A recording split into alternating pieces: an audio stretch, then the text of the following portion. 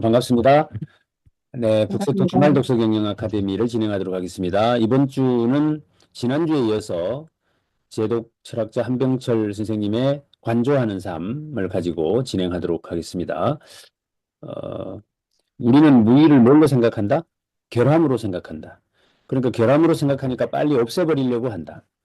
그런데 그것은 없애야 되는 것이 아니라 찾아야 하는 것이고 가져야 하는 것이다. 뭐 이런 생각에서 뭔가 좀 아무것도 하지 않고 이렇게 행위를 안 하고 있는 상태, 이 상태를 견뎌내지 못하는 거죠. 뭔가 막 해야 된다는 강박감 같은 것들이 있다. 이제 이런 맥락에서 그러다 보니까 요즘 저도 그런 생각 많이 옆 사람 누가 같이 이렇게 앉아 있다 보면 그 사람하고 뭔가 대화를 막 해야 될 것 같은 강박감 같은 게 있죠.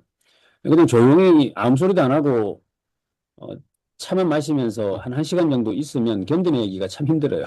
그러니까 뭐 서로 사이가 안 좋아서 그런가 싶기도 하고 뭐 관심이 없는가 막 이렇게 오해할 것 같은 이런 강박 같은 것이 있어서 그러니까 이제 뭔가 자꾸 쓸데없는 말을 자꾸 하게 되고 쓸데없는 말을 하다 보면 이제 그것이 또 뭐 여러 가지 이제 갈등을 야기할까 싶어서 빙빙 둘러가는 이야기는 하게 되고 그 빙빙 둘러가는 이야기 그런 거 해봐야 뭐 사실은 시간만 낭비되고 이렇죠. 이제 그래서 어, 요즘에 특히나 우리 사회는 지금 원체 말이 많아가지고 에, 고민 사회라고 할 수도 있기 때문에 관조하는 삶이라는 책을 지난주에부터 좀 우리가 만나보고 있는데 지난주에 우리가 했던 거 간단하게만 한번 복습을 좀 해보고 갈게요. 침묵은 말을 심화한다. 고요가 없으면 음악은 없고 단지 소음과 잡음만 있다. 노래는 아름다움의 정수다. 자극과 반응의 패턴, 욕구와 충족의 패턴, 문제와 해답의 패턴, 목표와 행위의 패턴만이 지배할 경우 삶은 발가벗은 동물적 삶으로 쪼그라든다. 이렇게 이야기를 해드렸습니다. 그래서 저기서 보면은 뭔가 문제가 생기면 빨리 답을 달아야 된다라는 어떤 강박도 있는 것 같고 또 뭔가 행위를 하면 목표가 반드시 있어야 한다라고 하는 부분에서의 강박도 있는 것 같고 이러다 보니까 그것이 그냥 발가벗은 동물적 삶이 돼버린다 이렇게 이야기를 하고 있고요. 침묵은 말을 심화한다. 고요가 없으면 뭐는 없다. 음악은 없고 단지 소음과 잡음만 있다. 그래서 요즘에 소음과 잡음이 굉장히 증가되어져 있다. 모든 것이 단기적이고 호흡이 짧고 근시안적으로 되어버린 이 서두름의 시대에 무의는 희귀하다. 서두름의 시대. 오늘날 모든 곳에서 관찰되는 것은 소비주의적 삶꼴이다. 그 삶꼴 안에서 우리는 모든 욕구를 즉각 충족시킨다. 우리는 기다릴 끈기가 없다. 그 끈기 안에서 무언가가 천천히 익어갈 수 있을 텐데 말이다. 뭐 이런 이야기를 지금 이 책에서 전해주고 있는 겁니다. 어, 생산 강제가 언어를 장악하면 언어는 노동 모드로 전환된다. 자, 이런 표현들이 멋있잖아요. 그러니까 우리가 사용하는 언어가 노동의 모드로 전환된다. 그러니까 말 한마디를 해도 뭔가 생산성과 연결되어야 한다라는 뭔가 있는 거죠. 그러면 내가 하는 말은 노동을 위한 어떤 모드가 돼버리는 거죠. 그죠? 그래서 그러면 언어는 정보 운반자로 쪼그라들고 한낱 소통 수단이 된다. 정보는 언어의 행위 형태다. 그래서 언어가 정보를 운반하는 형태로 쪼그라들어 버리는 이런 그래서 우리 행위하는 자들은 이제 시를 거의 읽지 않는다. 관조하는 능력의 상실은 우리가 언어를 대하는 태도에 영향을 미친다. 그래서 시를 읽지 않는다. 그래서 아마 다음 주는 시집을 만나게 될 것 같아요. 그래서 다음 주는 유시아 시인의 어, 당신을 알기 전에는 시 없이도 잘 지냈습니다. 라고 하는 시를 한번 다음 주에는 만나보도록 할 테니까 또 기대를 하시고 자, 오늘 2부 2장을 만나보도록 하겠습니다.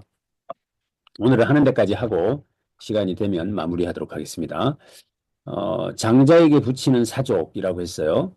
그러니까 자기 본인 한병철 철학자가 장자에게 한마디 한다 이 말입니다. 그래서 어, 제 책 그 맹자 장자에게 리스크 매니지먼트를 묻다라는 책에서도 제가 인용을 했던 내용입니다. 포정이라고 하는 어, 일명 옛날로 말하면 이제 소 잡는 사람이죠. 백정이 있었어요. 이 사람이 소를 잡는데 칼질을 하는데 이 사람은 칼이 전혀 갈지 않아도 돼요.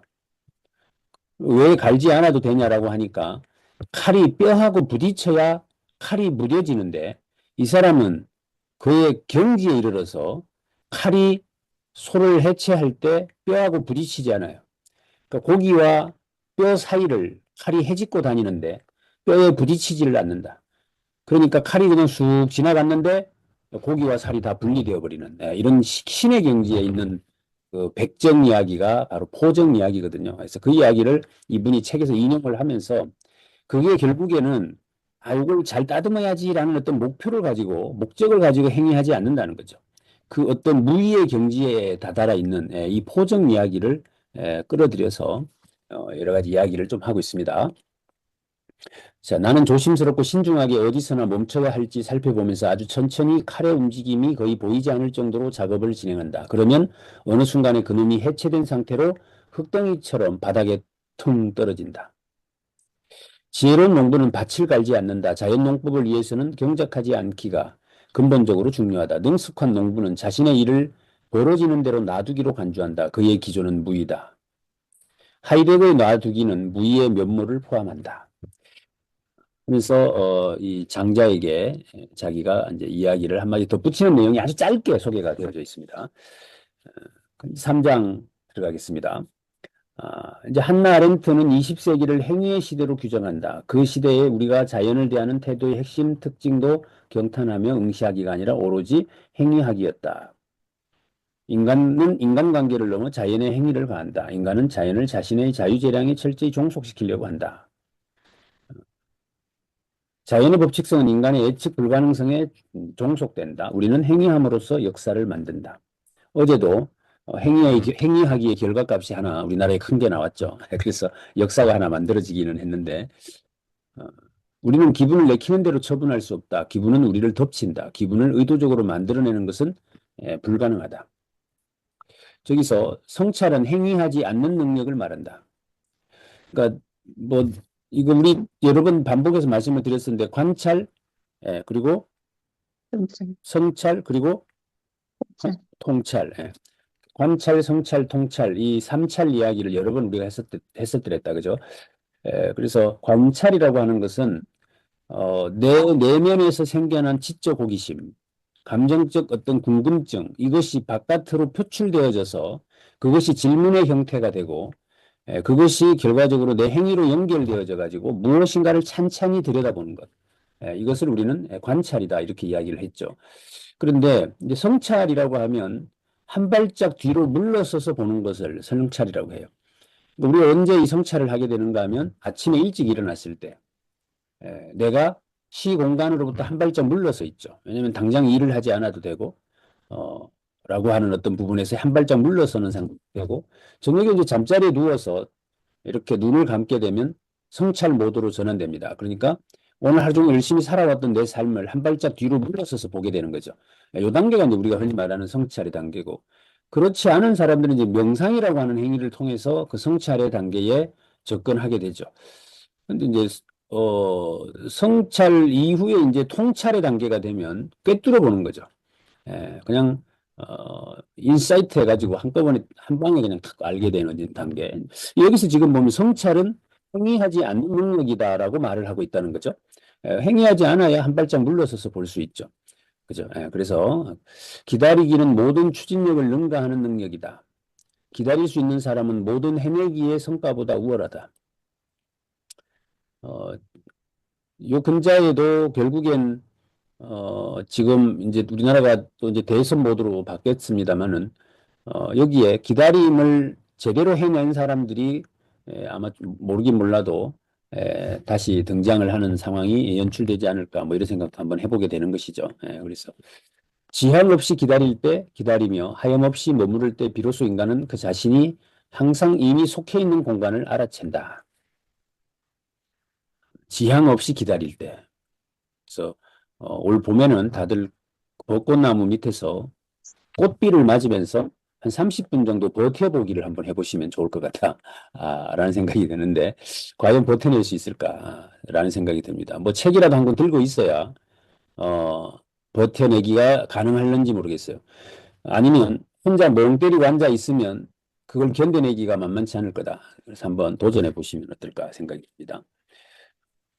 하이데거가 말하는 단념은 처분 불가능한 것 앞에서 느끼는 열정이다. 행위하지 않는 능력은 가능성을 이용할 줄 알게 된다. 임박한 자연재난 앞에서 환경보호는 매우 빈곤한 개념이다. 지구는 우리가 더 소중히 다뤄야 할 자원이 아니라 오히려 우리를 보살피다의 본래 의미를 내면화해야 한다. 이런 말들이 바라보는 관점 자체가 사이즈가 좀 다르구나라는 생각이 들죠. 그래서 우리가 환경 보호라는 이야기 자체가 이분은 여기서 빈곤한 개념이라고 하셨는데 제가 볼 때는 건방진 개념이죠.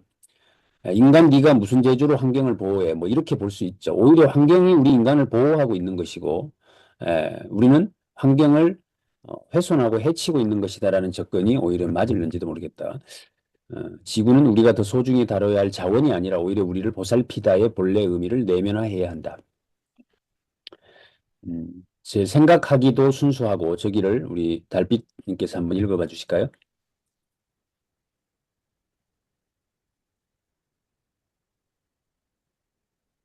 네, 생각하기도 순수하고 능동적, 자발적 활동이 아니다. 생각하기에 깃든 관조적 차원은 생각하기를 부응하기로 만든다. 생각하기란 우리의 귀를 열기, 곧 귀 기울여 듣기다. 말하기는 경청하기와 부응하기를 전제한다. 철학이란 작심하고 실행하는 부응하기다. 관조하기는 생산과 맞선다. 관조는 이미 주어진 것으로의 처분 불가능한 것에 적합하다. 생각하기는 항상 바뀌다. 하이데거가 말하는 성찰은 모든 것을 도달 가능, 예측 가능, 통제 가능, 조종 가능, 지배 가능, 소비 가능하게 만드는 총체적인 처분 가능하게 만들기에 반발한다. 네.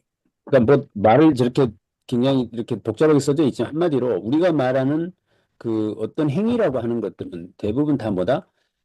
그 의도성이나 가능성을 전제하고 하는 것들이라는 거죠. 말하기가 됐든 생각하기가 됐든. 그런데 성찰은 그것을 거부한다라는 이야기를 하고 있습니다. 그래서 아무것도 의도하지 않은 상태로서의 머문, 이제 이걸 이야기하고 있다. 그래서 지금 나열되는 단어의 조합들이 굉장히 뭐예요? 선뜻 와닿지 않죠.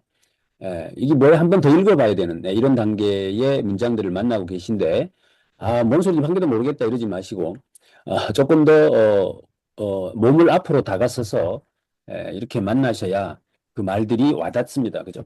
근데 이게 왜 필요하죠?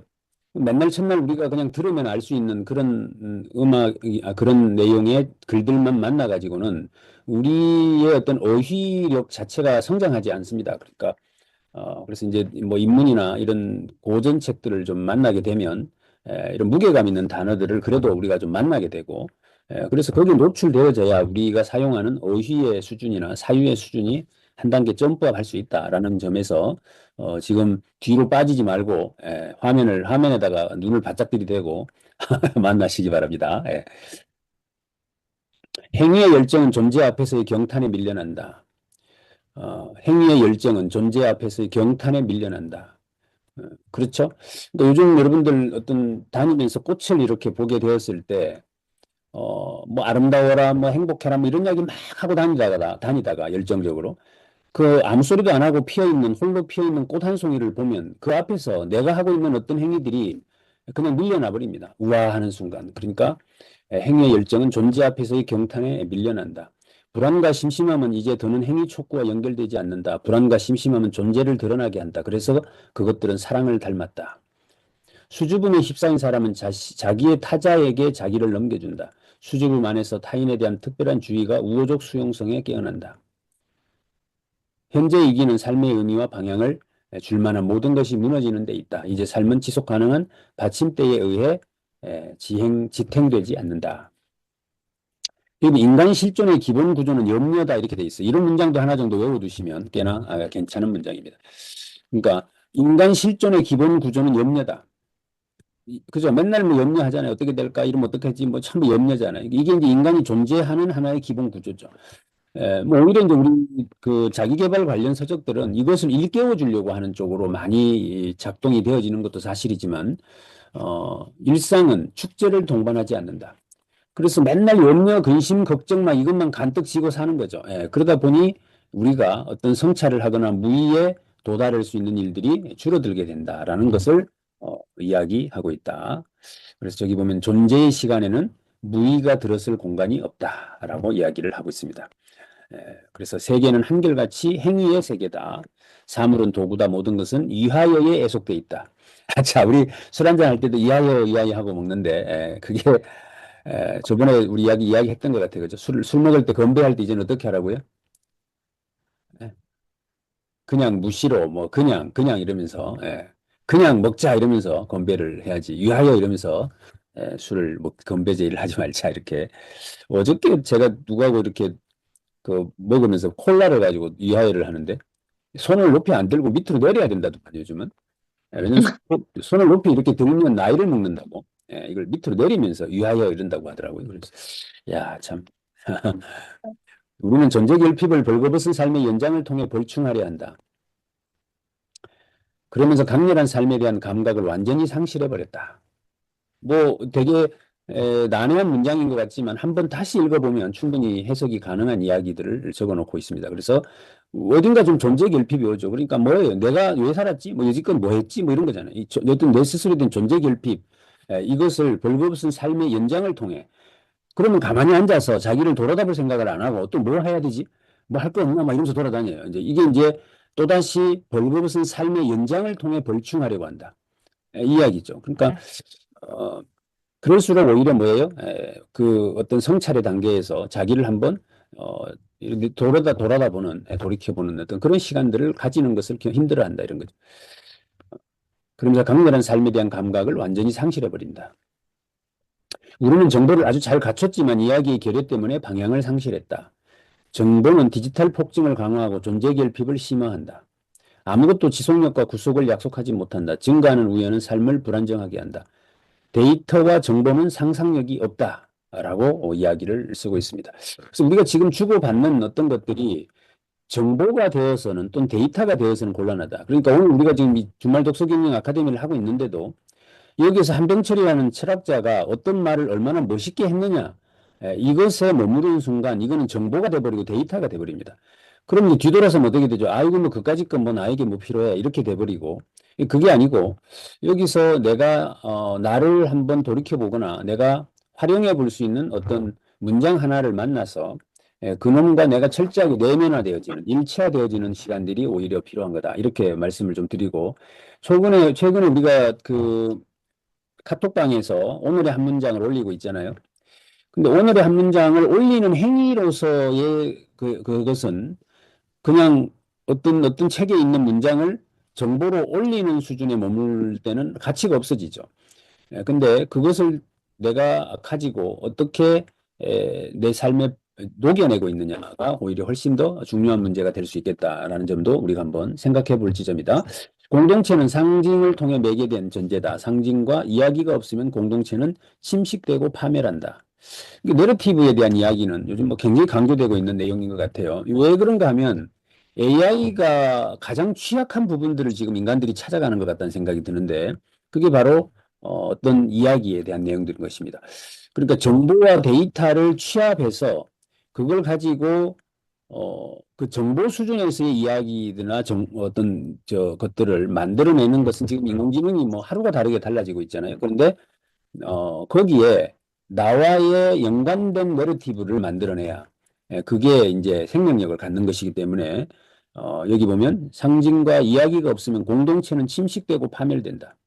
그죠? 정보와 데이터만 오가게 되면 인간도 그 정보와 데이터의 수요 내지는 공급자로서의 한 객체로밖에는 존재하지 않는 것이 되죠. 그러니까 공동체가 붕괴될 수 있다라는 이야기를 하고 있는데 이 이야기는 지금 넥서스라고 하는 책으로 지금 그 하라리 교수도 이야기를 하고 있는 내용에서 지금 제 생각에는 이거 다음 주에 시집 한 권 보기로 하고 좀 봄이니까 그래도 시 한 권은 읽고 가야죠. 그래서 하고 그 다음 주에 넥서스라는 책을 한번 같이 만나보려고 생각을 하고 있습니다. 상징이란 플라톤 향연에서 알게 된다. 아리스토파네스 이야기에 따르면 인간은 원래 공처럼 둥근 놈이었다. 그런데 인간들이 너무 강하고 오만해지자 신들이 인간을 두 조각으로 쪼개버렸다. 그때 이후 쪼개진 절반 각각은 나머지 절반과의 통일을 추구한다.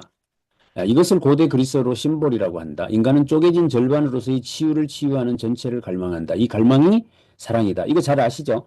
내 반쪽은 어디에 있을까? 지금 나하고 같이 있는 나의 반쪽은 원래 내 반쪽이 맞을까? 뭐 이런 거죠. 어떻습니까? 지금 어, 이건 제가 물어보면 아마 그렇다라고 답할 것 같은데, 덕배랑 김 원장님 어떻습니까? 옆에 있는 나의 짝지는 원래 내가 찾아다니던 그 반쪽 맞습니까? 반쪽이라고 착각하고 사는 겁니까? 그러니까 이게 그러니까 저기서 인간은 원래 둥근 공이었는데 신이 교만하다고 반쪽아리를 내버렸다. 그래서 그 쪼개진 절반 그 반쪽을 찾으려고 돌아다니는 것. 이게 사랑이라는 것이다. 라고 설명하고 있죠. 그래서 원래 쪼개졌던 나의 반쪽이기 때문에 상대는 맞선을 봐갖고 찾는 게 아니고 그냥 시점 난장에 돌아다니다 보면 어느 날 문득 뿅 하고 감이 오는 것들이 있어요. 이런 것들이 내 반쪽이라는 겁니다. 그러니까 혹시라도 지금도 열심히 찾으러 다녀보시면 상징은 전체에 이르기 위해 보충할 늘 찾으러 애써 온 우리 삶의 또 다른 조각이라 느낀다. 상징적 질서가 없으면 우리는 조각이자 파편으로 머무른다. 오늘날 우리는 우리가 가진 최고의 힘듦을 삶을 연장하는 데 쓴다. 힘들을 삶을 연장하는 데 쓴다. 그런 동안 우리 삶은 생존으로 축소된다. 우리는 생존하기 위해 산다.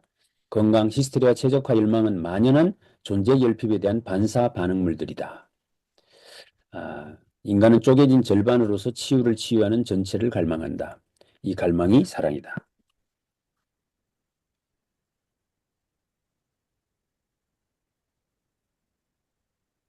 무제한의 연결성이 결합을 약화시킨다. 무제한의 연결성이 결합을 약화시킨다. 이거는 양적인 측면에서 그렇죠. 우리가 지금 SNS로 또는 여러 가지 통신 디바이스를 통해서 연결돼 있잖아요. 뭐 카톡으로도 연결돼 있고 밴드로도 연결돼 있고 막 연결돼 있죠. 그런데 이 무제한의 연결성이 결합을 약화시킨다. 그렇죠. 예, 지금 이제 대부분 약한 연결이라고 하는 형태로 있죠. 약한 연결의 장점은 뭐죠? 약한, 약한 연결의 장점은 헤어지기가 쉽습니다. 예, 자유롭죠. 예. 그러니까 구속되지 않는다라는 측면에서의 장점은 있는 반면에 거기 그 이상의 어떤 것들을 만들어내지는 못하죠. 이게 그 낯선 사람 효과라고 하는 연구가 있어요.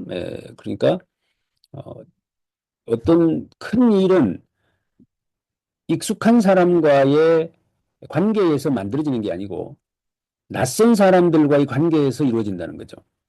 예, 이게 굉장히 중요한 이론이었는데 이게 예를 들어 네 가지 사람하고 옛날 뭐 우리 흔히 말하는 뭐 불알 친구다. 고향 친구다. 이 친구하고 뭘 해서 사업을 크게 하기 어려워요.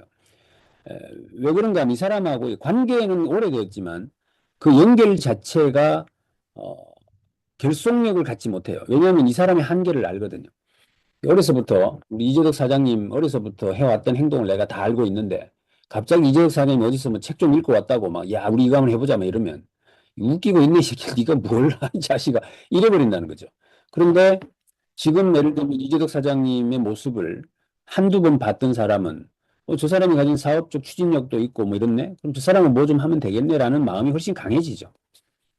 그래서 낯선 사람 효과라고 하는 측면이 이분이 지금 하려고 하는 이야기하고 저는 맥을 좀 통한다 이런 생각을 해보게 됩니다. 그래서 너무 방대한 얼마 전에 제가 유튜브에 올려드렸는데 좋은 사람에게만 좋은 사람이면 돼라는 말은 어쩌면 연결의 결속력을 지금 이야기하고 있는 것이겠다. 우리는 타인을 너를 처분 가능한 그것으로 만들고 그 결과는 원초적 외로움이다. 우리의 욕구를 채우는 소비 가능한 대상은 집약적 결합을 허용하지 않는다. 자, 저 밑에 에로스의 부재는 이라고 되어 있는 저 부분도 달빛님께서 한번 읽어봐 주실래요? 중간에 에로스의 부재는부터 끝까지. 네, 에로스의 부재는 존재 결핍을 심화한다. 오직 에로스만이 불안과 우울을 이길 수 있다. 존재 결핍은 생산 과잉을 유발한다. 과도한 활동과 소통은 만연한 존재 결핍에 대한 반응이다. 우리는 생산함으로써 결핍감에 맞선다. 필시 생산은 존재가 제로일 때 최고조에 도달한 것이다. 자본주의는 더 많은 자본이 더 많은 삶을, 더 많은 살아갈 능력을 낳는다는 환상을 먹고 산다. 그러나 이런 삶은 벌거벗은 삶, 곧 생존이다. 저기 보면 우리는 생산함으로써 결핍감에 맞선다. 그러면서 위에는 뭐라고 되어 있는가 하면 어, 에로스의 부재는 존재 결핍을 심해한다. 과도한 활동과 소통은 만연한 존재 결핍에 대한 반응이다. 이렇게 이야기를 하고 있습니다.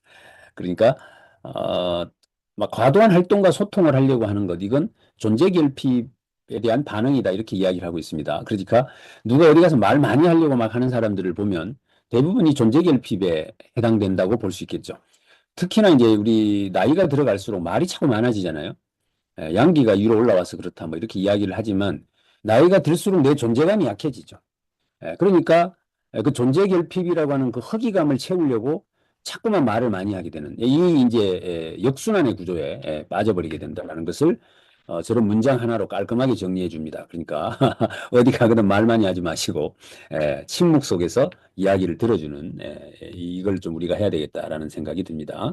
그래서 우리는 생산함으로써 결핍감에 맞선다. 생산함으로써 결핍에 맞선다. 이게 무슨 말이죠? 말을 막 많이 하는 것도 생산이잖아요. 말을 막 생산해내야 뭐 나올 거 아닙니까, 그게. 그러니까, 그게 결핍감으로 그것을 맞서고 있다. 이제 이런 이야기를 하고 있습니다. 어떻습니까? 여러분들 지금 만나는 문장들이 좀 씹을만 하니까 맛있습니까? 지금, 지금, 아니면, 아우, 이게 뭔 소리야. 이거 너무 힘들어. 막 이렇게 하십니까? 제가 우리 어르신들한테 그런 말씀을 드렸어요. 듣고 나면 이자뿌요. 이런 말을 입에 달고 살아요, 어른들이. 듣고 나면 이자뿌요. 기억이 하나도 안 나요. 이렇게 말해요.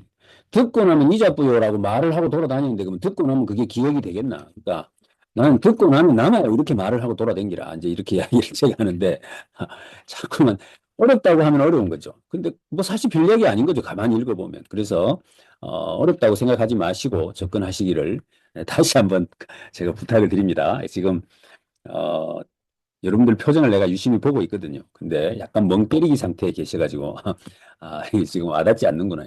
그래서, 어, 우리가 책 읽을 때 금기사항 몇 가지가 있었죠. 뭐죠? 반성 모드로 책을 읽지 마라. 책을 읽고 난 뒤에 소감을 말하라고 하면 반성 모드로 말하지 마라. 절대 금기사항입니다.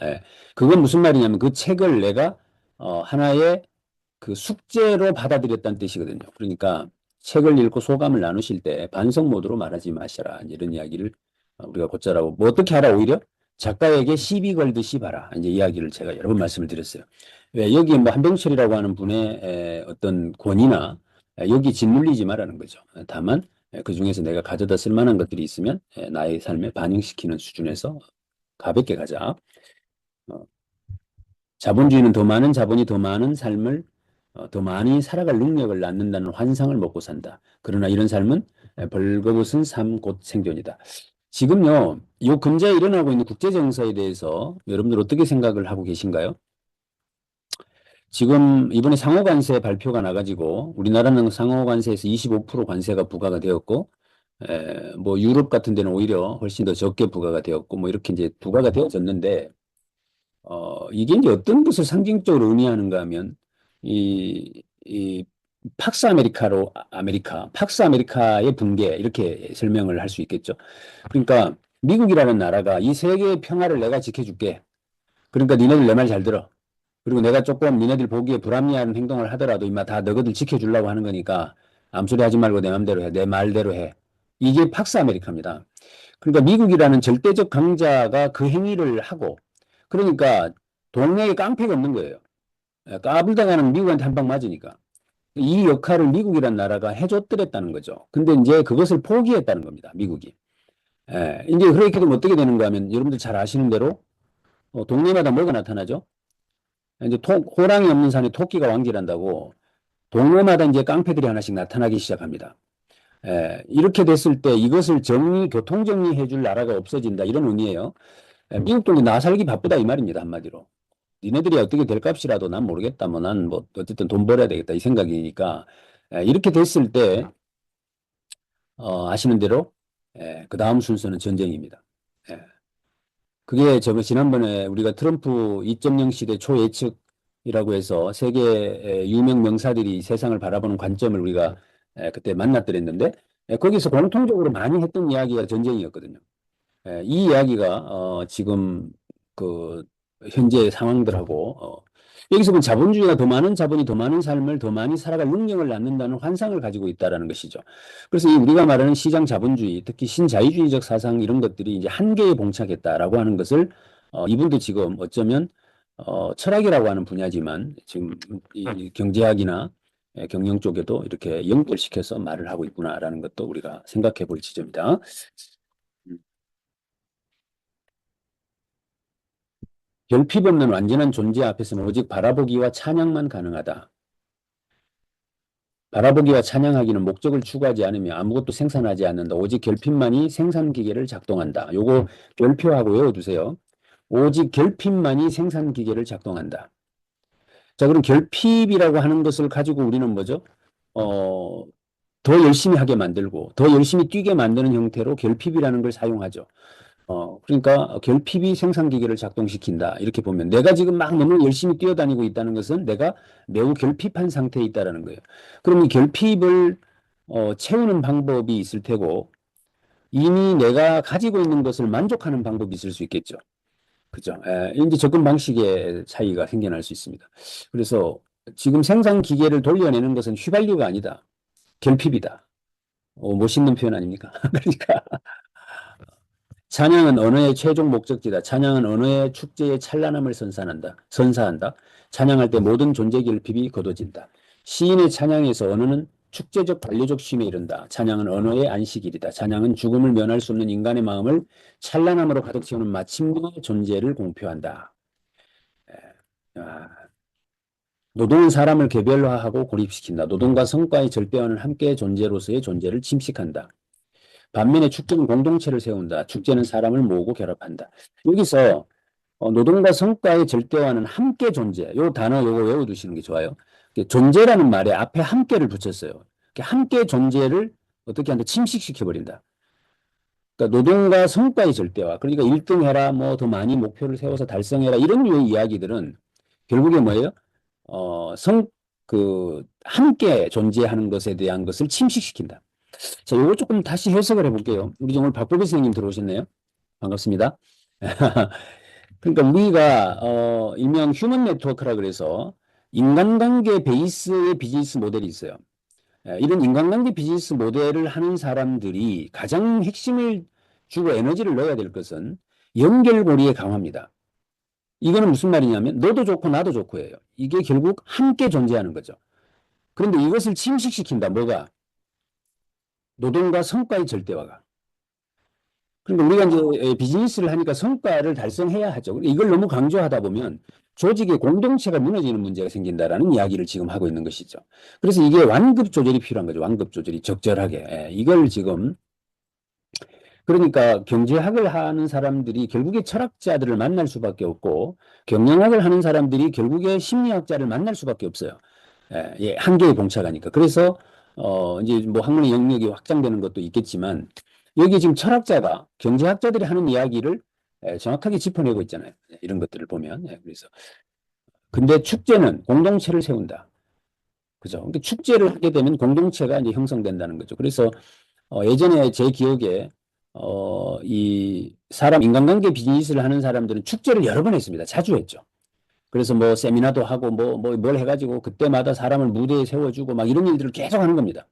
이게 이제 오프라인으로 이런 행위를 할 수밖에 없는데 이 행위를 할 때 그 조직들이 성장을 했지. 뭐 제품의 기능이 향상됐다고 그 조직이 성장되는 일들이 잘 없었어요. 그래서 어떻게 축제를 많이 가져가게 할 거냐. 이제 이런 것들도 우리가 한번 배워볼 만한 지점이다라는 생각이 듭니다. 관조하는 행위의 목적은 그 행위 바깥에 있지 않다는 점에서 무의요, 쉼이요, 한가함이다. 아리스토텔레스는 관조하는 삶을 자립이라 연결한다. 와. 그러니까 관조하는 행위의 목적은 그 행위 바깥에 있지 않다는 점에서 무의를 말한다. 쉼을 말한다. 한가함을 말한다. 이쪽에서 지금 관조하는 삶이라는 책 제목인데 관조하는 삶이 뭐냐는 거죠. 그게 무의를 말하는 것이고 쉼을 말하는 것이고 한가함을 말하는 것이다. 아리스토텔레스는 관조하는 삶을 그래서 뭐라고 한다? 자립이라고 한다. 여러분들 쉬고 있을 때 오롯이 나 혼자 존재하는 거잖아요. 내가 한가할 때 오롯이 내가 있는 것이죠. 근데 어딘가에 속해져 있는 순간 나로 존재하지 않죠. 그러니까 아리스토텔레스는 이것을 뭐라고 말했다? 자립이라고 말하고 있구나. 이렇게 본다면 올 봄에 꽃을 찾아다닌다거나 이런 것도 떼지에서 다니지 말고 혼자 꽃 구경도 좀 가보시고 이렇게 하시기 바랍니다. 그래서 스스로 서는 것, 자립. 역사는 행위하기가 완전히 밀려나고 바라보기가 그 자리를 차지하는 순간에 완성된다. 박수. 지금 어제 우리나라에 역사적인 사건이 일어났어요. 이 역사를 어떻게 바라봐야 하느냐라는 것인데 그것은 행위하기에서 완전히 밀려나고 바라보기가 그 자리를 차지하는 순간에 완성된다. 이제는 어떻게 해야 되는 거죠? 바라봐 줘야 돼요. 그 바라보는 눈빛이 만약 누군가를 사랑했다면, 누군가를 지지했다면 그 사람들을 마음속으로 응원하면서 바라봐 줘야 됩니다. 만약에 지금 상황에서도 계속하게 행위하기에 참여를 해버리면 그것으로 상처받은 사람들의 마음속에 한이 생기는 거예요. 이제 이 문제들을 만약에 심화시키면 이제 더더욱 갈등 구조로 갈 가능성이 높아지게 되고 시간이 지나면 역전됩니다. 네. 니도 그렇다면 이래 되는 거죠. 여기 이제 꼼짝없이 당하게 되는 일들을 우리는 역사적으로 다 겪었어요. 그러니까 이 부분들을 이제 어제 제가 그 4월 4일에 올리는 기도 들어보셨어요? 그러니까 이제 거기에 제가 그런 마음을 좀 담아봤는데 그 사실 좀 걱정이 됐어요. 뭐냐면 이미 결론이 났는 거예요. 나 있는 결론을 가지고 뭐 왈가불가할 일은 아니고 그렇게 될 것이라고 봤다면 그 다음 단계는 뭘 할 거냐. 여기에서 이제 너 나라는 말보다는 우리라는 말을 좀 하자. 함께라는 말을 좀 하자. 최소한 뭐라고? 글을 줄이라도 읽었다고 한다면 어디 돌아다니면서 제가 요 근자에 만나보니까 막 가관도 아니더라고. 입에다 아예 막이 욕을 담아가지고 상대를 이야기하는 일들이 아주 일반화돼 있고 이제 이러지 말자라는 이야기로 한나 아렌트 이야기가 여기 계속 언급이 돼요. 한나 아렌트는 아시겠지만 누구죠? 어, 죽음의 소용소에 관계되어져 있는 그 사람이 그 책만 쓴 게 아니라 거기에 대한 여러 가지 이론들을 말한 사람이어서 아렌트에 따르면 창조는 안식일에 완성되는 것이 아니라 인간의 자유를 창조하는 것에서 완성된다. 인간을 창조하기 전에는 누가 있었던 것이 아니라 아무도 아닌 자가 있었다. 인간은 행위하는 한에서 누군가이다. 와, 이것도 명문장입니다. 이런 문장들은. 어제 헌법재판소에서 나온 문장이 가장 명문장이었다고 다들 이야기를 하는데 그 명문장이었다고 하는 이야기의 핵심이 뭐냐면 일반 국민이 알아듣기 쉽도록 판결문을 썼다는 거예요. 보통 판사들이 판결문을 쓸 때 뭔 소리인지 못 알아듣도록 쓰죠. 그렇게 해서 질문 못 들어오게 만들어버립니다. 근데 어제 나온 문장이 굉장히 평이한 문장이면서 가장 핵심적인 내용들을 정확하게 표현했다라고 해서 이제 일반적으로 아주 명문장으로 판결문을 썼다. 그래서 우리나라 헌법재판소라는 권위가 눈높이가 낮아져서 일반화되었다라고 이제 평가들을 하고 계시는 것 같은데 여기서 보면 아렌트에 따르면 창조는 안식일에 완성되는 것이 아니라 인간이 자유를 창조하는 것에서 완성된다. 그러니까 이게 이제 같은 말 아니냐라고 할 수 있겠지만 우리가 안식일이다 그러면 천지 창조를 하고 세상 만물을 다 만든 후에 마지막 날 하루 쉬는 거 아니에요? 그 쉬는 날 그것이 나에게 어떤 상태가 되는가 하면 자유로운 상태죠.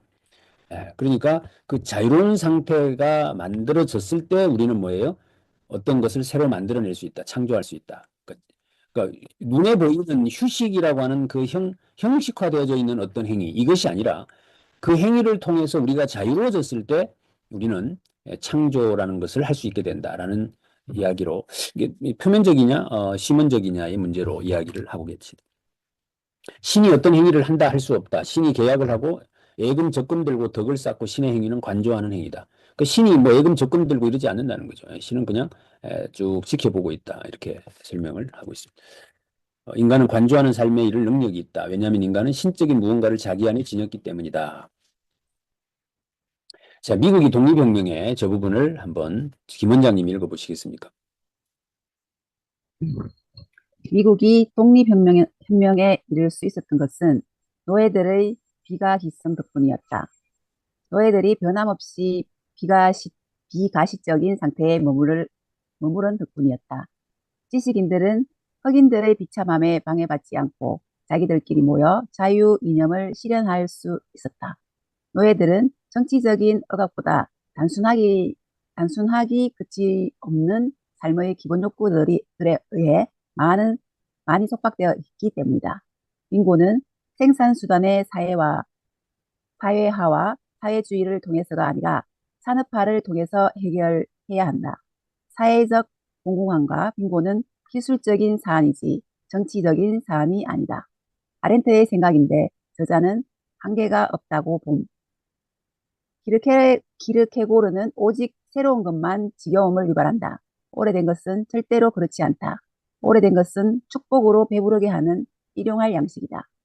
일용할 양식은 자극이 없다. 오직 자극 없는 것만이 반복을 허용한다. 반복은 자극 없는 것에서 집약성을 발견한다. 오직 오래된 것만 반복 가능하다. 아, 어때요? 예, 저희 노예들의 비가시성 이야기를 하는데 미국이 독립혁명이 이룰 수 있었던 것은 노예들의 비가시성 때문이다. 그러니까 노예들이 자기들 먹고 사는 거에 급급해서 자기들의 고유한 어떤 것들이 침범을 받는 것에 신경 쓸 겨를이 없었다. 그러니까 이 눈에 보여지는 어떤 것들, 이 비가시성, 보여지지 않는 어떤 것들, 이건 이제 비가시성이라고 하죠. 예, 그것에 머무른 상태 때문에 미국은 독립할 수 있었다. 뭐 이런 이야기, 좀 쉽게 이야기를 하면 노예들은 자기 스스로 자기를 해방시키지 못했어요. 누군가에 의해서 결국에는 해방이 되어졌던 존재가 노예죠. 그럼 그네들이 왜 그렇게 되어졌느냐라는 거예요. 자기의 먹고 사는 문제를 해결하기 위해서 보여지지 않는 어떤 것들을 들여다볼 겨를이 없었다는 겁니다. 한마디로. 그죠? 그렇죠. 나는 누구인가? 나는 이 세상에 왜 태어났는가? 뭐 이런 이야기를 생각을 해볼 겨를이 없는 거예요. 그냥 뭐 때리면 뛰어가야 되고 뭐 그냥 배고프면 가서 뭐라도 받아와야 되고 뭐 이러니까 그거 하기 바쁘다 보니까 문제 때문에 결국엔 노예가 스스로 독립할 수 없었고 그 사이에 이제 누군가는 그런 것들을 이용해서 자기의 어떤 이익을 가져가는 일들이 우리 세상의 메커니즘이었다라고 해도 과언이 아니죠. 이렇게 사회적인 것은 단지 벌거벗은 피조물적 삶에 관한 것일 따름이다. 정치는 그 삶으로부터 거리를 두어야 한다. 자, 행위하기가 새로운 시작들을 과정들 안으로 던지기. 글 그치면 그치면 자유에 의해 시작된 과정들은 굳어져 자동 과정이 된다. 새 시작의 힘이 잦아들자 말자 쇠퇴가 시작된다. 새로운 시작의 힘이 잦아들면 쇠퇴가 시작된다. 뭐 당연한 이야기인데 이렇게 써놓으니까 또 되게 뭔가 이렇게 느낌이 다르게 오죠. 그래서 지금 여러분들은 오늘도 새로운 뭔가를 시도하십니까? 이 새로운 시도가 잦아드는 한 나의 뭐가 시작된다? 쇠퇴가 시작된다. 그 이야기입니다. 그래서 요즘 막 배울 것들이 하루가 다르게 쏟아져 나오고 있죠. 지금. 그래서 어, 그 인공지능 생성형 AI를 기반으로 한 여러 가지 활동들을 할 게 지금 너무너무 많고요. 지금 박보배 선생님 뒤에 벚꽃이 배경이 되게 좋으신데 저 벚꽃을 사진을 찍어가지고 챗GPT에다 주고 네가 이걸로 글을 하나 써봐라 라고 하면 걔는 3초도 안 걸려서 글을 쓴단 말이죠. 근데 인간은 벚꽃을 보고 시를 한 수 써봐라 이러면 못 써요. 네, 그러면 내가 인공지능보다 낫다고 할 게 없지요. 그러면 이제 어떻게 해야 되죠? 오늘이라도 시를 한 수 써봐라 이래 놓고는 이걸 이렇게 고쳐라 저렇게 고쳐라 해서 인공지능을 시켜먹는 연습을 하셔야죠. 그죠? 인공지능을 부려먹는 연습을 오늘도 시도를 해보시는 이게 뭐냐면 행위하기 새 시작의 힘이 잦아들면 쇠퇴가 시작된다. 아렌트는 사회 전체가 자유와 맞선다고 본다. 왜냐하면 사회는 벌거벗은 삶을 담당하기 때문이다. 사회는 오이코스의 집안 살림과 가족의 경계 너머로의 확장일 뿐이다. 대중사회에서는 행위하기가 밀려나고 행동하기가 그 자리를 차지한다. 자, 이제 거의 다 됐습니다. 다 됐으니까 조금 더 집중력을 높여서 따라오시기 바랍니다. 모든 갖게 만들기는 사회의 본질적 특징이다. 이것도 갖게 만들기는 사회의 본질적 특징이다. 이런 문장들 좀 외워두시면 글을 한 줄 써내려갈 때 이걸 패러디하면 굉장히 좋아지죠. 갖게 만들기는 무슨 말이죠? 획일화시킨다는 뜻이죠. 획이라는 말은 좋게는 뭐 표준화시킨다 이렇게 말하지만 표준화, 획일화 이런 것들이 이제 갖게 만들기가 되고 이건 사회의 본질적 특징이다. 그러니까 예수라는 사람들을 우리가 존경하고 응원을 해야 되는 이유가 뭘까요? 이 사람들은 끝까지 갖게 만들기에 거부합니다. 그러니까 예수라는 사람들은 같아지는 것 자체를 거부해요. 그러니까 그나마 우리 사회에 자유라는 것, 창조라는 것에 대한 명맥을 유지시켜주는 사람들이 그야말로 예수라는 사람들이죠. 그래서 문학을 한다거나 뭐 음악을 한다거나 미술을 한다거나 뭐 이런 분들이 다들 그런 면에서 훌륭하신 분들이다라는 생각을 해볼 수 있겠죠. 근데 저희 같이 이제 경영학을 하고 이런 사람들은 뭐든지 똑같이 만들어야 돼요. 똑같이 만들어야 이게 일사불란하게 움직이고 통제 가능해지고 이렇게 됩니다. 그래서 우리 김 원장님 같은 경우는 비즈니스도 하시면서 그 헤어 아트도 하시기 때문에 이 두 가지를 적절하게 활용을 잘 하셔야 될 것 같아요. 그죠? 그래서 뭐 앞에 왔던 아주머니나 뭐 뒤에 파마하고 간 아주머니가 머리 모양이 똑같아. 그러면 그건 획일합니다. 그죠? 그러면 그거는 너무 사회화되어진 것이다. 이렇게 봐야 될 것 같아요. 공적 공간은 평균적이지 않은 자들을 위한 것이었다. 평균적이지 않은 자들을 위한 것이 공적 공간이다. 예, 그렇죠? 예, 우리가 언제 가장 편안해집니까? 보통 사람이라는 말을 들으면 편안해지시죠? 아이고, 그 정도면 평균은 되잖아요. 이 소리 들으면 편안해지시죠? 이게 뭐냐면 우리에게 심리적 안정감을 줘가지고 공적 공간에 집어넣어 버리는 거예요. 그럼 이것들이 통제 가능해집니다. 이게 이제 사회를 지배하는 하나의 방식들이다라고 본다면 공적 공간은 평균적이지 않은 자들을 위한 것이었다. 그러니까 여기에 우리 대구 같은 경우에 뭐 이게 뭐 단편적으로 할 이야기는 아니지만 월 평균 가계 소득이 우리나라가 지금 1인당 평균 소득이 3만 불 아니에요? 3만 불이면 4인 가족이면 12만 불을 벌어야 됩니다. 12만 불. 그럼 12만 불이면 얼마입니까? 1억 5천 정도는 돼야 되죠. 그러면 우리 가계의 소득이 1억 5천 정도는 되어야 그래도 평균이죠. 평균. 근데 1억 5천이 안 되는데도 보통 사람이라는 착각 속에 살아가요. 그렇지 않습니다. 그러니까 이게 지금 그 공적 공간에 넣어가지고 아유 당신도 그만하면 괜찮지요라는 만족감을 불어넣어버리면 에, 그 평균적이지 않은 사람들이 그 공간에서 이렇게 살아가게 되어지는. 거기서 모든 각자는 무엇 때문에 자신이 평균보다 우뚝한지 보여줄 수 있어야만 했다. 대중사회에서는 평균적인 그들이 아무도 아닌 자로서 지배권을 넘겨받는다. 거기에서 모든 것은 평준화되어 간다. 평균적인 그들이 아무도 아닌 자로서의 지배권을 넘겨받는다. 이런 이야기들. 자, 우리에게 행위하기에 의무를 지우는 태어나 있음은 행복을 동반하지 않는다. 행복을 동반하지 않는다. 행위하기만 하는 사람은 정령. 정령이라는 것은 내 안에 있는 또 다른 나를 정령이라고 이 책에서 소개를 하고 있는데, 으로부터 버림받은 사람이다. 저기 행위하기만 하는 사람은 내 안에 있는 나로부터 버림받은 사람이다. 예. 내 안에 있는 내가 울고 있다. 내 안에 있는 내가 숨이 막혀서 질식할 것 같다. 이것 때문에 이제 요새 뭐 우울감이나 또는 뭐 이런 것들 정신적 고통을 호소하는 사람들이 굉장히 많아지고 있는 것이죠. 그래서 그게 어 저기 보면 행위하기만 이게 의무를 지우는 태어나 있으면 행복을 동반하지 않고 그 행위하기만 하고 있는 사람은 내 안에 있는 나로부터 버림받은 사람이다. 행복은 무의에서 나온다. 행복은 무의에서 나온다. 신자유주의 체제는 억압적이지 않다. 오히려 지배는 더 스마트한 형태를 띠고 더 많은 성과를 내라는 끊임없는 다그침으로 표출된다. 이 같은 미묘한 강제는 치명적으로 자유의 증대로 해석이 된다. 오늘날 우리는 우리 자신을 자발적으로 착취한다. 그러면서 우리 자신을 실현한다고 믿는다. 오늘날 우리는 우리 자신을 자발적으로 착취한다. 예. 참, 예. 속성들을 벗어놓았을 때 비로소 인간은 행위의 무대 바깥에 있다. 무의의 찬란함 안에서 우리는 특별한 의미에서 아무도 아닌 자다. 제가 이 책은 필사를 했다고 그랬죠. 필사를 책을. 그러니까 어, 여러분들도 한번 이런 문장들을 한 번씩 이렇게 써보시면 좋겠다는 생각이 듭니다. 플라톤 돼 있네. 플라톤은 그림자들이 나타나는 동물이 상징하는 신화 체제에 대한 진실 체계를 맞세운다. 그래서 본인의 고유한 사안 해석은 공적인 사안 해석은 이성적으로 행위하고자 하는 자는 먼저 진실을 보아야 한다.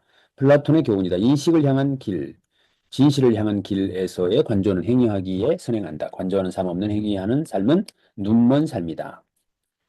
그러니까 뭔가 이렇게 그 관조하지 않는 채 하는 행위들은 다 눈이 먼 상태에서 하는 행위에 지나지 않는다.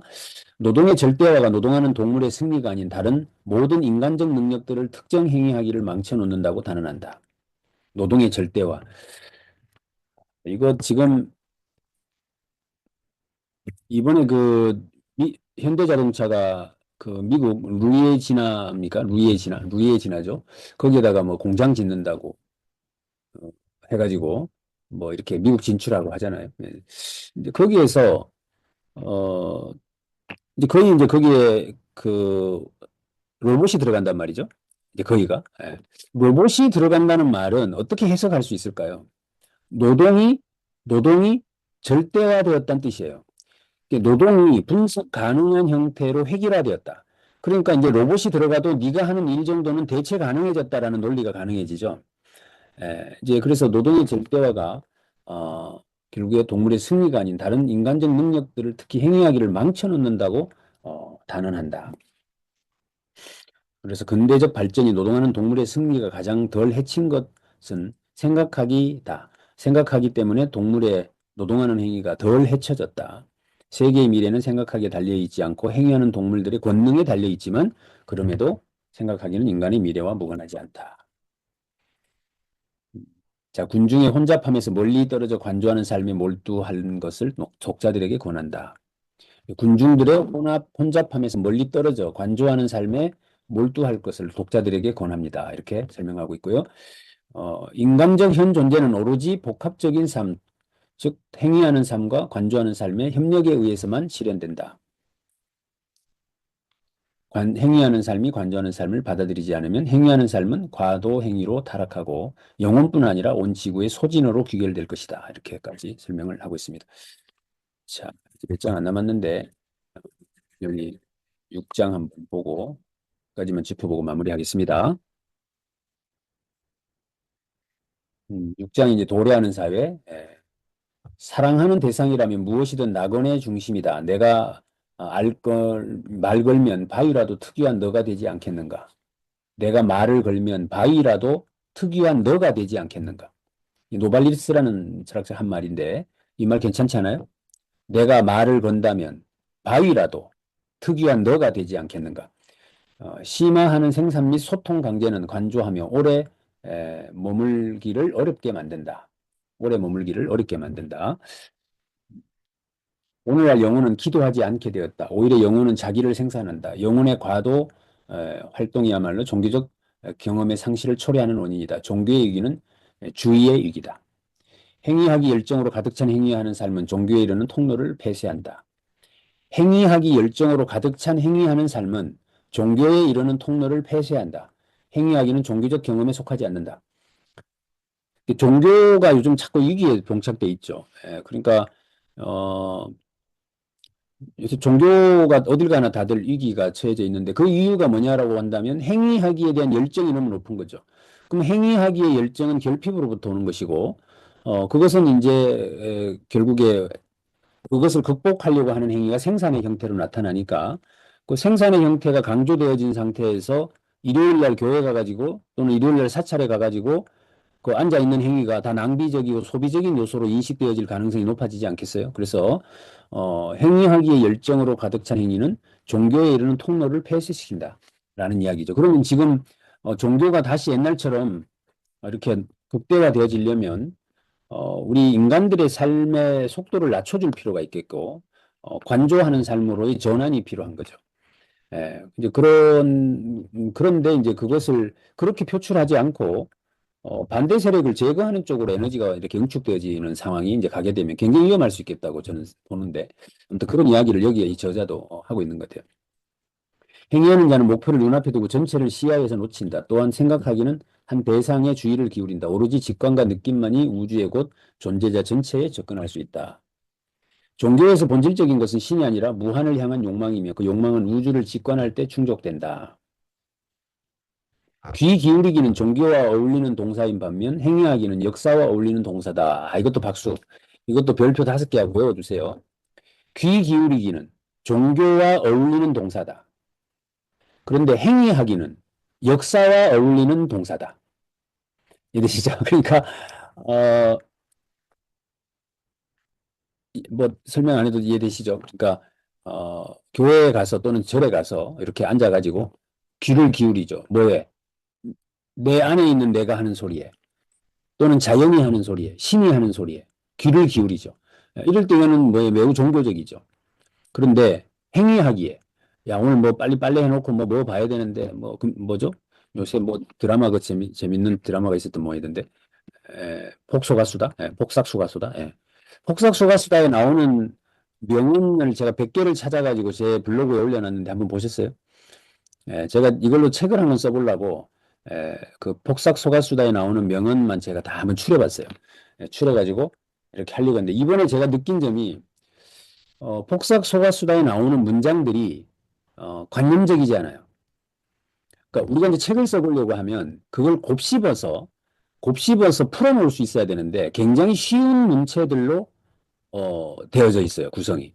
제가 그 오징어 게임은 책을 썼잖아요. 거기 나오는 명대사를 가지고. 근데 이번에도 한번 시도를 해보려고 했는데 모르겠어요. 아무튼 찾아놓기는 찾아놨어요. 한번 관심 있는 분들 한번 보시면 좋을 것 같아요.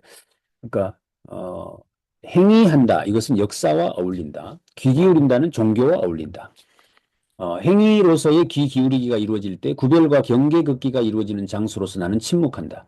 귀 기울이기는 나는 전체 속으로 경계 없음 속으로 무한 속으로 침묵한다.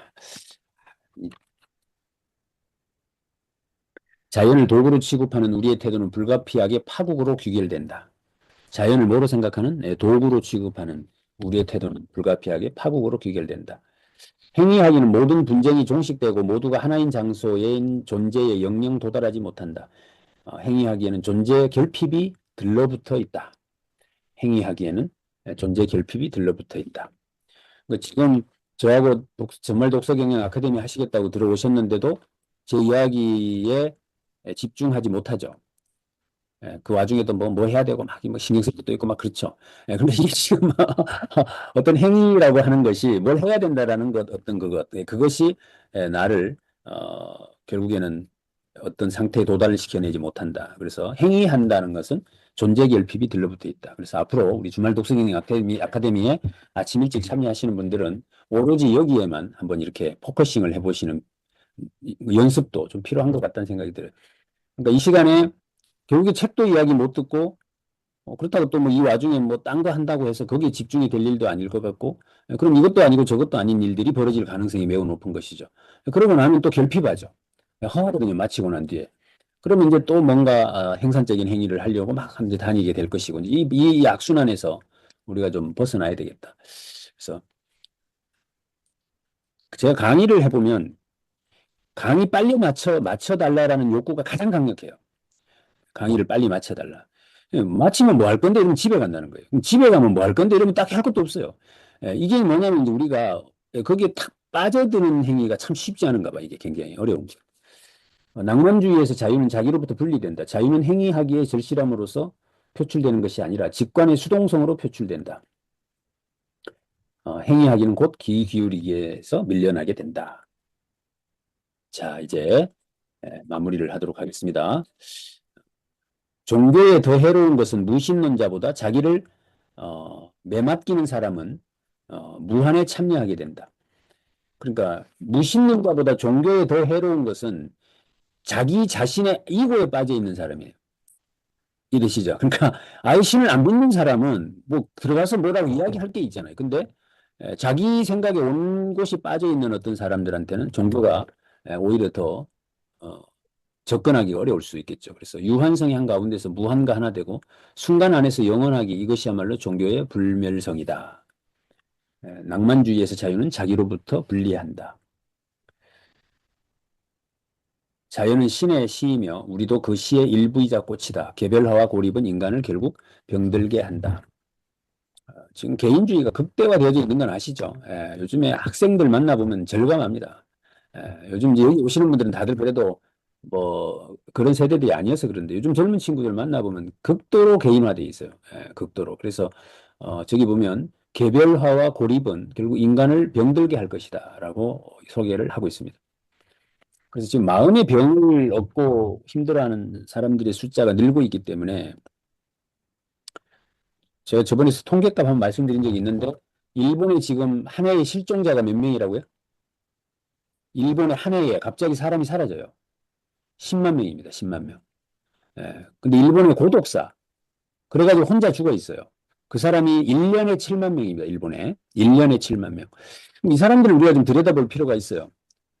이 사람들이 왜 고독사를 당했고 실종되었을까라는 것을 들여다본다면 지금 이 사람들이 그 어떤 사회로부터 이탈되어졌다 또는 떨어져 나왔다라고 하는 데서 오는 외로움이나 이 소외감 이런 것들을 견뎌내지 못하고 있다라는 것이 일반적 해석들입니다. 그래서 앞으로 우리가 어떤 행위, 어떤 뭐 이렇게 비즈니스를 하든 뭘 하든 결국 사람 마음을 달래주고 어루만져주는 뭐 이런 쪽에 관계된 일들은 앞으로 계속해서 확장되어질 것 같다라는 생각을 해보게 됩니다. 그래서 여기도 보면 개별화와 고립은 결국 인간을 병들게 한다라고 소개를 하고 있습니다. 자, 마지막으로 이걸 한번 또 우리 읽어봐 주시면 좋겠습니다. 우리 이정숙 사장님께서 인간은 요거 한번 읽어봐 주시겠습니까?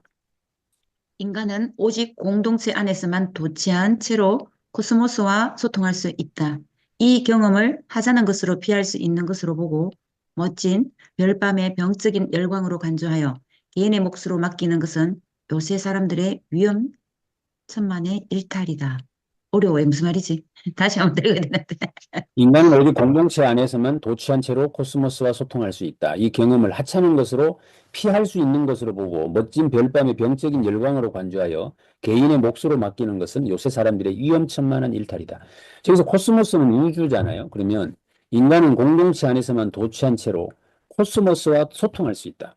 인간은 공동체 안에서만 우주와 자연과 소통이 된다 이 말이에요. 그런데 이 경험을 밤에 별 보러 가기, 별밤에 그냥 뭐 병적인 어떤 낭만적인 어떤 모습으로 치부하는 것, 간주하는 것은 그래서 이것을 니네들 뭐 밤에 개인적으로 뭐 별 보러 돌아다니고 뭐 이런 것들로 치부하는 것은 굉장히 위험하다라고 이야기를 하고 있는 겁니다. 그래서 우리가 멍 때리기를 하면서 둥생을 한다거나 또는 뭐 별을 보고 뭐 이렇게 혼자 생각에 빠져 있다거나 이러한 것들이 공동체 안에서 일어날 때 우리는 제대로 살아갈 수 있다라고 지금 설명을 하고 있다. 저는 이렇게 해석을 해보는데, 자, 뭐 어찌됐건 오늘 관조하는 삶에 대한 책을 이렇게 한 권 같이 쭉 훑어보셨습니다. 아마 굉장히 고생들 많이 하셨고요. 이렇게 하면 좋겠고. 사실은 저번에 말씀드렸지만 인문 고전만 가지고 독서 모임을 하는 것도 굉장히 많습니다. 인문 고전 여러분들 우리 한 번씩 보시게 되면 숨이 탁탁 막히죠. 예, 그 숨이 탁탁 막히는 과정을 거쳐 나가야 우리의 어떤 이 성장, 성숙이 일어나는 것인데, 이 자기 개발 관련 서적들은 쉽게 말하면 그냥 모닥불을 피워놓는데 장작으로 피운 게 아니라 그냥 나뭇잎 가져다가 불을 피우는 것과 다름이 아니다. 그래서 자기 개발 서적에 너무 이렇게 들어가게 되면 바닷물을 발증이 날 때 바닷물을 퍼먹는 것과 같은 효과가 생깁니다. 그러니까 이런 인문 고전들을 좀 만나보면 좋은데 요지는 이런 철학자들이 그런 내용들을 가져다가 녹여서 써놓은 책이어서 조금 힘드셨다 하더라도 조금 이렇게 저런 내용도 있구나라는 것을 체험하는 시간이 되었으면 좋았겠다라는 생각이 듭니다. 저기 한번 볼까요?